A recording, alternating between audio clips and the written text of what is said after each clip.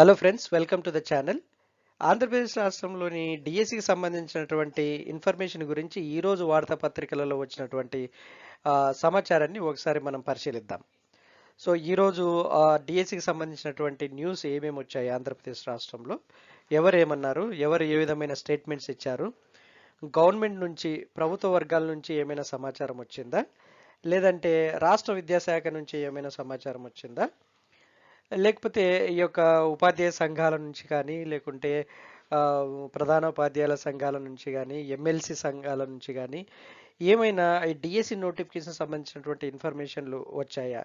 So కొన్ని డిఎస్సికి సంబంధించినటువంటి స్టేట్మెంట్స్ మనకు వచ్చినట్టుగా ఈరోజు వార్తాపత్రికల సారాంశము, వాటిని నేను ఇప్పుడు ఇక్కడ డిస్కస్ చేయబోతున్నాను. ఎవరు ఏ విధమైన స్టేట్మెంట్స్ ఇచ్చారు, ఆ, ఈ యొక్క డిఎస్సి నోటిఫికేషన్ ఎప్పుడు రిలీజ్ అవుతుంది అన్నటువంటి విషయాల్ని ఈ యొక్క వార్తల ఆధారంగా చర్చించడం జరిగింది. సో వాటన్నిటిని నేను చర్చించడానికి ముందు let me thank you all who are watching my channel and supporting my channel. Thank you so much friends. Friends, please like my videos, share my videos and subscribe my channel. And I request you that you can recommend my channel to your friends, those who are preparing for competitive exams, especially DS and TET exam. ఎందుకంటే ప్రతిరోజు నేను డిఎస్సికి టెట్కి సంబంధించినటువంటి updates ఏ రోజుకి ఆ రోజు మీ ముందుకు తీసుకొని వస్తున్నాను. అంతేకాకుండా ఇంకొకటి ఏంటంటే, ఈ యొక్క వీడియో డిస్క్రిప్షన్లో నా యొక్క వెబ్సైట్ లింక్ ఇచ్చాను. మీ యొక్క కాంపిటేటివ్ ఎగ్జామ్ సంబంధించినటువంటి మెటీరియల్ డౌన్లోడ్ చేసుకోవచ్చు. ఆ యొక్క వెబ్సైట్ని విజిట్ చేసి వెబ్సైట్ లింక్ క్లిక్ చేస్తే మీకు కావాల్సిన మెటీరియల్ మీరు డౌన్లోడ్ చేసుకోవచ్చు. ఇది ఫ్రెండ్స్. ఓకే, ఇక విషయానికి వస్తే ఫ్రెండ్స్, సో ఎవరు ఏ విధమైనటువంటి స్టేట్మెంట్స్ ఇచ్చారనే విషయాన్ని ఒకసారి ఇప్పుడు పరిశీలిద్దాం. ఫ్రెండ్స్, ఇప్పుడు మనము ఈరోజు వార్తల్ని గమనిస్తే డిఎస్సికి సంబంధించి ఒక ఇంపార్టెంట్ ఇన్ఫర్మేషన్ ఈ యొక్క వార్తాపత్రికల్లో వచ్చింది. అదేంటంటే, నిన్నటి దినాన ఆ రాష్ట్ర ప్రభుత్వము ఈ ఒక గెజిట్ని తీసుకురావడం జరిగింది. ఆ గెజిట్ ప్రకారం ఏం చెప్పిందంటే, స్కూల్స్ 3 కిలోమీటర్ల లోపు స్కూల్స్ని ఏర్పాటు చేసుకోవచ్చు అని ఈ ఉత్తర్వుల్లో క్లియర్గా పేర్కొంది. అంటే ఇది వరకు ఎలా ఉందంటే, ఈ primary schools, pre primary schools అన్ని 1 కిలోమీటర్ లోపు డిస్టెన్స్లోనే పిల్లలకి అందుబాటులో ఉండేటివి. సో ఇప్పుడు ఏం చేసిందంటే, ఈ గెజెట్ ద్వారా 3 కిలోమీటర్ల లోపు బడిని ఏర్పాటు చేసుకోవచ్చు అనేటువంటి ఒక గెజెట్ నోటిఫికేషన్ని రిలీజ్ చేసింది. సో దీనివల్ల ఏమవుతుందంటే, పిల్లలు 3 కిలోమీటర్లు నడిచిపోవాలంటే దానివల్ల డ్రాప్ అవుట్స్ ఎక్కువ పెరిగే అవకాశం ఉంది, పిల్లల అటెండెన్స్ శాతం కూడా తగ్గిపోయే అవకాశం ఉంది అనేటువంటిది కొంతమంది విద్యావేత్తల మనోగతం. అయితే దీనికి ప్రభుత్వం చూపుతున్నటువంటి సొల్యూషన్ ఏంటంటే, కిలోమీటర్ పరిధిలో ఉండే ఫౌండేషన్ స్కూల్స్ లేదా ఫౌండేషన్ ప్లస్ స్కూల్స్ కిలోమీటర్ పరిధిలో లేకపోతే అటువంటి కేసులో 6 సంవత్సరాల నుంచి 14 సంవత్సరాల పిల్లలకు రవాణా ఖర్చుల కోసము ప్రభుత్వమే తగినటువంటి అరేంజ్మెంట్స్ చేస్తుందని ప్రభుత్వము చెప్తా ఉంది. అదేవిధంగా 3 కిలోమీటర్ల పరిధిలో ప్రీ హై స్కూల్స్ లేకపోయినా కూడా రవాణా ఖర్చులను ప్రభుత్వమే భరిస్తుందని కూడా చెప్తా ఉంది. అయితే దీనివల్ల ఈ యొక్క యూటీఎఫ్ సంఘాలైతే ఏమి, తర్వాత ఈ యొక్క ఎమ్మెల్సీల సంఘాలైతే ఏమి, ఉపాధ్యాయ సంఘాలైతే ఏమి అభ్యంతరాన్ని వ్యక్తం చేస్తూ ఉన్నాయి.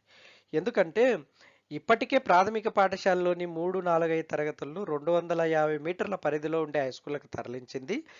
దీనివల్ల సరిపడినటువంటి ఉపాధ్యాయులు లేక, కూర్చొనేందుకు సరిపడినటువంటి గదులు లేక పిల్లలు చాలా అయోమయ పరిస్థితుల్లో ఉన్నారు విద్యార్థులు. సో ఇటువంటి పరిస్థితుల్లో మళ్ళీ ఇప్పుడు ఈ జీవోని తీసుకురావడం వల్ల, ఈ గెజెట్ నోటిఫికేషన్ తీసుకురావడం వల్ల పిల్లలు చాలా డ్రాప్ అవుట్స్ పెరిగే అవకాశం ఎంతైనా ఉంది. కాబట్టి ఈ తెచ్చినటువంటి ఈ జీవోని 85వ నెంబర్తో వచ్చినటువంటి ఈ గెజెట్ నోటిఫికేషన్ని తిరిగి ఉపసంహరించుకొని యథావిధిగా 1 కిలోమీటర్ లోపే ఉండేటట్లు చూడాలా అన్నటువంటిది ఒక వాదన. అయితే ఇది డిఎస్సికి ఎలా కనెక్షన్ అంటే, చూద్దాం ఇప్పుడు. అది డిఎస్సికి ఎలా కనెక్ట్ అవుతుంది అంటే, ఇక్కడ ఎమ్మెల్సీ పీడిఎఫ్ ఎమ్మెల్సీలు ఒక పాయింట్ 11 ఎత్తినారు. ఏం లేవనెత్తినారంటే 3, 4, 5 తరగతులు తీసుకుపోయి హై స్కూల్స్లో కలిపారు. హై స్కూల్స్లో కలపడమే కాకుండా 3, 4, 5 తరగతులకి సింగిల్ సబ్జెక్టుకి ఒక టీచరు ఒక్కొక్క సబ్జెక్టుకి ఒక టీచరే బోధించాలని నియమం పెట్టారు. సో అట్లా పెట్టి వాళ్ళని హై స్కూల్లోకి షిఫ్ట్ చేయడం వల్ల వాళ్ళకి స్టూడెంట్స్ నెంబర్ పెరిగింది. పెరిగిన స్టూడెంట్స్ నెంబర్కి అనుగుణంగా ఈ యొక్క ఉపాధ్యాయుల సంఖ్య లేదు. సో దానికి బదులు మళ్ళీ ఇప్పుడు మీరు ఈ 3 కిలోమీటర్ల లోపు చేయడం వల్ల ఈ యొక్క స్కూల్స్ను 3 కిలోమీటర్ల లోపు పెట్టుకోవచ్చు అనడం వల్ల పిల్లలు డ్రాప్ అవుట్స్ పెరుగుతారు. సో అంతేకాకుండా ఇప్పుడు మీరు తీసుకున్నటువంటి ఈ యొక్క 3, 4, 5 తరగతుల హై స్కూల్కి షిఫ్ట్ చేయడం వల్ల వచ్చినటువంటి ప్రాబ్లమే ఉపాధ్యాయుల కొరత ఉంది. అది చాలా ఉంది. విద్యార్థులు చాలా సఫర్ అవుతున్నారు అకాడమిక్గా. ముందు ఆ, ఆ యొక్క ఉపాధ్యాయుల నియామకాలు చేపట్టాలి. ఇప్పటికిప్పుడు ఎంత లేదన్నే ఒక 25,000 పోస్టుల ఉపాధ్యాయులు ఖాళీ ఉన్నాయి. ప్రస్తుతం ఇమ్మీడియట్గా 25,000 ఉపాధ్యాయులకి పోస్టులకి డిఎస్సి ద్వారా భర్తీ చేయాలని యూటీఎఫ్ వాళ్ళు డిమాండ్ చేయడం జరిగింది. ముందు ఈ యొక్క ఉపాధ్యాయుల భర్తీ విషయాన్ని పక్కన పెట్టి మిగతా విషయాలు అన్ని జీవోలు తీసుకొస్తూ ఈ యొక్క ప్రాథమిక విద్యను పిల్లలకు దూరం చేయాలనుకుంటున్నటువంటి ఈ జీవో యొక్క ఉద్దేశాన్ని మీరు ఉపసంహరించుకోవాలన్నటువంటిది ఈ యొక్క ఎమ్మెల్సీలు కానీ యూటీఎఫ్ వాళ్ళు కానీ ప్రభుత్వాన్ని హెచ్చరించడం జరిగింది. సో ఈ యొక్క హెచ్చరికలతోనైన ప్రభుత్వం త్వరగా అంటే ఈ యొక్క ఉపాధ్యాయ నియామకాలు డిఎస్సి ద్వారా చేపడుతుందని ఆశిద్దాం. ఆ విధంగా ముందడుగేస్తుందని ప్రభుత్వాన్ని మనం కూడా కోరుకుందాం. ఇది ఈరోజు మనకు అందినటువంటి డిఎస్సికి సంబంధించి మనకు అందినటువంటి సమాచారం. So keep watching for latest updates. Thank you so much.